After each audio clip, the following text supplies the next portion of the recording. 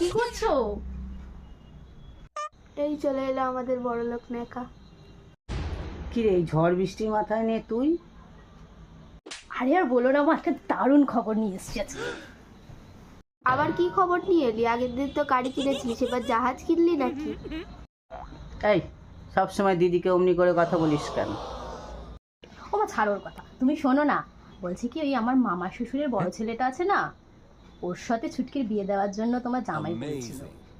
এই আবার নিয়ে চলে এসছিস তুই ভুলভাল জিনিস। আমার এখন পরীক্ষা চলছে, তোর কি কোনো খেয়ে দে কাজ নেই? সম্বন্ধ নিয়ে এসছিস? এই তুই চুপ কর তো। তুই জানিস ও নেভিতে চাকরি পেয়েছে? কত টাকা মাইনে? তুই সারা জীবন বসে খেতে পারবি। তোর বড় তো জাহাজ কিনেছে, এবার তুই নেভিতে চাকরিটা নে, সারা জীবন বসে খা। তোরা একটু চুপ করবি? কি বলতে এসছে একটু শুনতে দে। হ্যাঁ বল, কি বলছিস?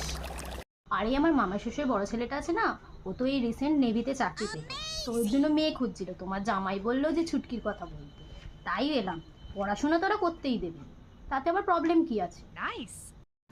না রে, এক সংসারে দুই বোনের বিয়ে দেব না। তাছাড়া ও এখন পড়াশুনো করছে, বিয়েটা পাশ করতে দে, চাকরি বাকরি করুক তারপরে। তুমি তো সেই আবার আমাকেই বলবে মা সম্বন্ধ দেখার কথা। সত্যি তোমাদেরকে না ভালো কথা বলতে দিই, জানো তো। তোকে এত ভালো খবর নিয়ে আসতে হবে না, এমনি আসলে আসবি, না হলে আসতে হবে না। তুমি ছুটকির জন্য না একদিন পস্তাবে, দেখো।